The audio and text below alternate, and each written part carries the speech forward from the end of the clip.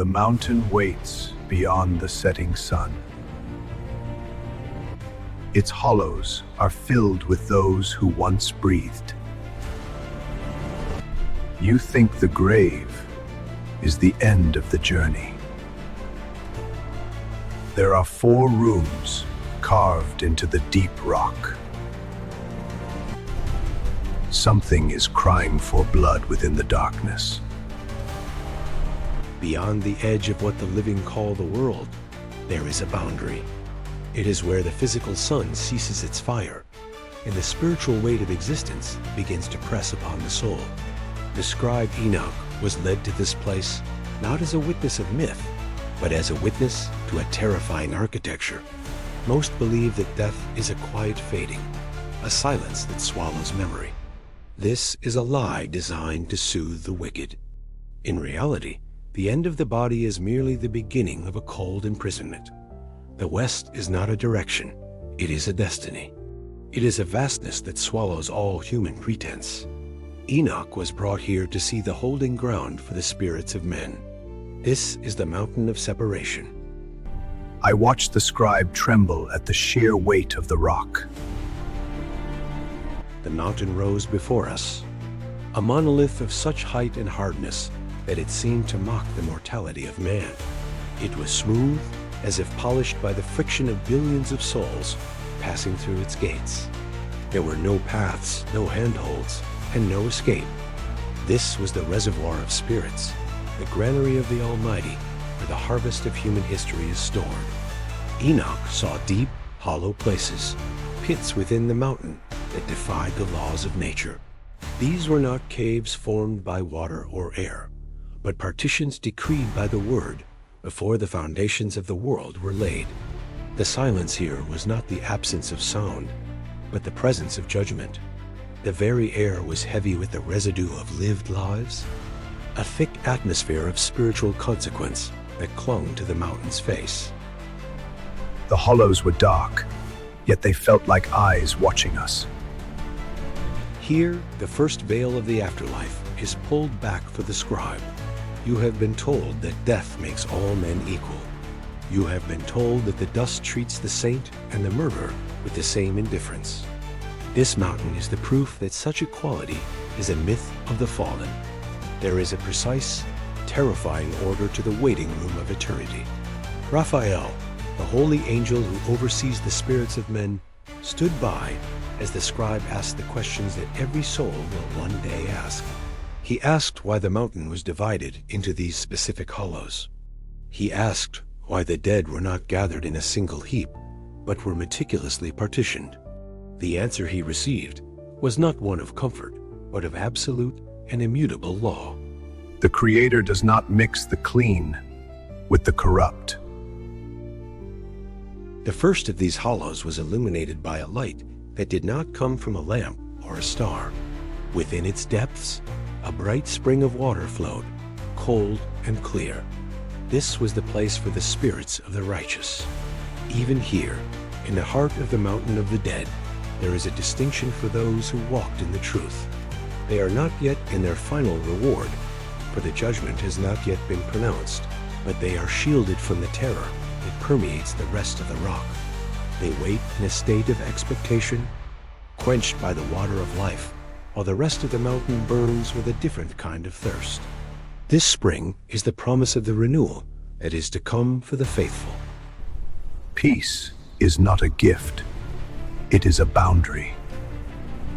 But then the sound changed. From the deep recesses of the mountain, a voice began to rise. It was not a voice of prayer or peace, but a voice of accusation that shook the very stone. Enoch was startled, for he had been told by the wisdom of men that the dead were silent. But the spirit of one who was slain was making suit. It was the cry of Abel, the first victim of the earth's long history of violence. His spirit does not rest in the spring. It demands an accounting for the blood spilled upon the ground. He cries out until the seed of his murderer is wiped from the face of the earth. This is the third chamber, the place of the accusers and those who were unjustly taken. Blood has a voice that the earth cannot swallow. This reveals a secret of the spiritual realm. A crime is never finished simply because the body is buried. The victim remains an active force in the mountain. They are gathered in this third hollow, a community of witnesses who wait for the day of the great judgment to point their fingers at those who thought they had escaped. Imagine the weight of those eyes. Thousands upon thousands who are taken before their time, who are crushed by the powerful, who are silenced by the wicked. In this chamber, their silence becomes a roar that shakes the foundations of the mountain. They are the record of injustice that cannot be erased by time or by the forgetting of men. They are the persistent testimony of the slain. The grave does not grant amnesty to the guilty. Then there is the second hollow. This is the most terrifying place for those who live in luxury today and believe they are above the law. It was created specifically for the sinners who died and were buried in the earth without having been judged during their lifetime. They thought they had cheated the system.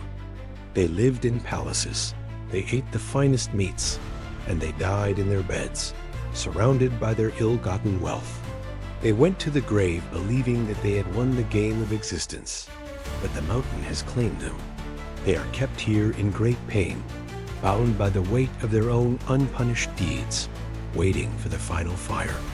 Their prosperity has become a millstone around their necks.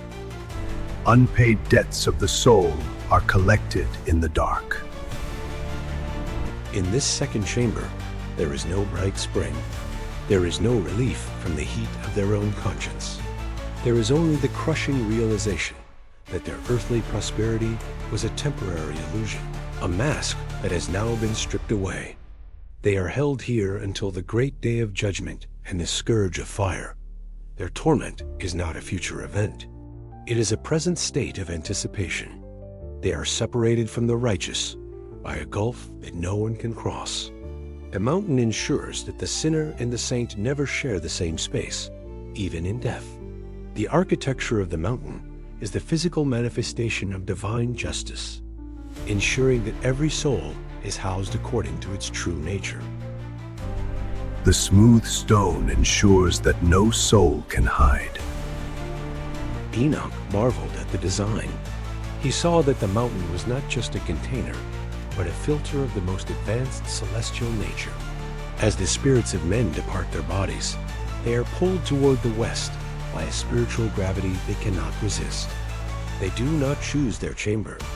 Their nature and their deeds choose it for them. If a soul is heavy with blood and deceit, it cannot enter the chamber of the spring. If a soul has been a seeker of light, it will not be trapped in the pit of the unjudged. The mountain is the ultimate truth teller of the universe.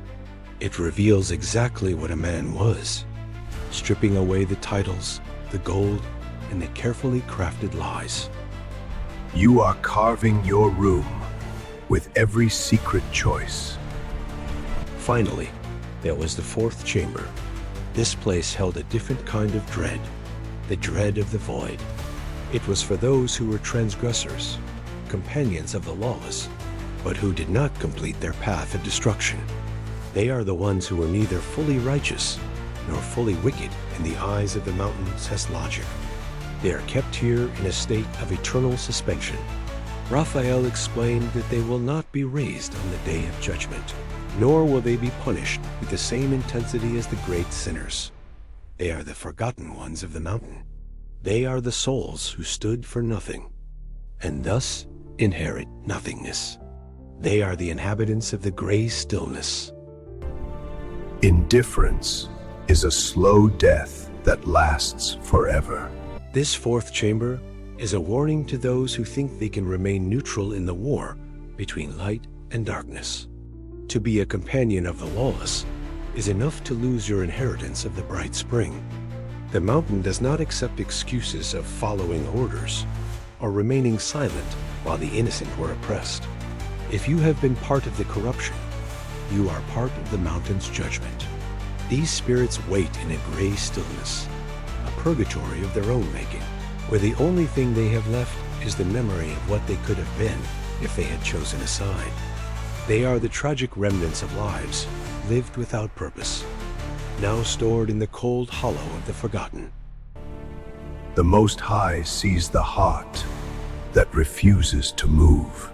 Consider the scale of this operation. Every human being who has lived since the dawn of time is currently residing in one of these four hollows. The mountain is not a metaphor or a poetic image. It is a reality that is more solid than the floor beneath your feet or the roof over your head. The scribe Enoch was allowed to see it so that we, the living, would understand the terrifying permanence of our actions. We live in a world of shadows and temporary things, where we believe we can escape consequence. We think that if we hide a sin, it is gone. We think that if we do a good deed in secret, it is lost. But the mountain is the eternal ledger of the soul. Nothing is lost in the eyes of the High Holy One. The mountain is located in the west, where the sun sets. In the ancient celestial geography, the west represents the completion of a cycle. It is the direction of the setting of the physical light and the rising of the spiritual truth. Many have searched for this place in the physical world, but it is shielded by the decrees of the Watchers who did not fall. It exists at the boundary of dimensions, where the seen and the unseen meet. To reach it, one must pass through the gates of the winds and the place where the stars are weighed in the balance. It is a journey of the spirit, and there are no paths back to the world of the living once the gates are crossed. The door only opens inward for your kind. The scribe looked upon the spirits and saw that they were separated by water and by light. This separation is absolute and unbreakable. In the world of the living, the righteous and the wicked share the same streets, the same air, and sometimes the same houses. But in the mountain, the division is enforced with a holy severity that no man can challenge. There is no mingling of the spirits. There is no conversation between the chambers. The sinner in the second hollow cannot hear the song of the spring in the first. The accuser in the third hollow is focused entirely on the suit they make against the heavens. Each is locked in the reality of their own life's consequence. The silence between the chambers is the silence of God. Raphael's voice was like the sound of grinding stones as he explained the necessity of this separation to the scribe. Without it, the corruption of the wicked would continue to haunt the righteous even in the afterlife. The mountain is a sanctuary for the just, a prison for the lawless, and a courtroom for the victim. It is the place where the cosmic balance is held in check until the day when the Creator decides to settle the accounts of the earth once and for all. Every soul within those hollows is a witness to this balance. Every soul knows, deep within their spirit, that their position is perfectly fair and perfectly earned. Justice is not a feeling, it is a physical law. Think of the billions who have passed through the gates of history since the first man took breath. The mountain holds them all. It holds the kings of Sumer, the builders of the pyramids, the victims of the Great Flood, and the ancestors you have never known. They are all there, classified and sorted by the hand of the angels. The mountain is the true history of the world. The books written by men are full of lies, omissions, and the vanity of the victors. But the mountain of the West contains the unfiltered truth of every life ever lived. It is the ultimate archive of the soul, and it is filling up with every passing second of your time. The archive is almost full. The judgment is near. Enoch asked how long the spirits must wait in these hollows. The answer was simple: until the day of the great judgment. This day is the fixed point in the future toward which all of creation is moving, whether men realize it or not. It is the moment when the mountain will be opened and the spirits will be brought forth to face the final fire or the final light. For the sinners in the second chamber, the wait is a long, agonizing dread that never ceases. For the righteous in the first, it is a period of rest and quiet anticipation. For the spirits of the slain, it is a time of persistent demand. The mountain is the clock of eternity. Time in the mountain is measured by the weight of sin. The existence of the four chambers changes how we must view human history. We are not just biological accidents living on a rock in space. We are eternal beings participating in a divine drama that has consequences far beyond the grave. The Watchers who fell tried to hide this truth from men. They wanted us to live as animals, focused only on the present, on pleasure and on power. They knew that if men understood the mountain, the power of the rebellion would be broken. They wanted the chambers to be a terrifying surprise at the end of a wasted life. But Enoch has revealed the map to those who have ears to hear. The fallen fear the scribe who told the truth. As you walk through your day, remember the mountain in the west. Remember the smooth rock that no one can climb. Remember the spring of water that you can only drink if you have walked in the light. Remember the spirit of Abel, whose cry for vengeance has not ceased for thousands of years. The world would have you believe that your life is private and your choices are small. The mountain says otherwise. Every word you speak echoes in the hollows. Every drop of blood you spill cries out in the third chamber. The record is being written even as you listen to these words. There is no such thing as a hidden act. The west is closer than the next sunrise. We are approaching the end of the record of the chambers. Enoch was led away from the mountain to see the stars and the paths of the angels, but the image of the four hollows never left him. He knew that he was writing for a generation that would need this warning more than any other. A generation that would become so enamored with its own technology and its own wisdom that it would forget the architecture of the afterlife. We are that generation, living in the shadow of the mountain. The partitions are set, the spring is flowing, and the accuser is crying. The mountain is waiting for its next inhabitant. The mountain holds what you fear most. I saw the scribe weep for the weight of it. The four hollows are filled with the spirits of men. Do not think the rock will forget your name. The mountain holds what you fear most. I saw the scribe weep for the weight of it. The four hollows are filled with the spirits of men. Do not think the rock will forget your name. Next, we shall see the places where the stars are bound.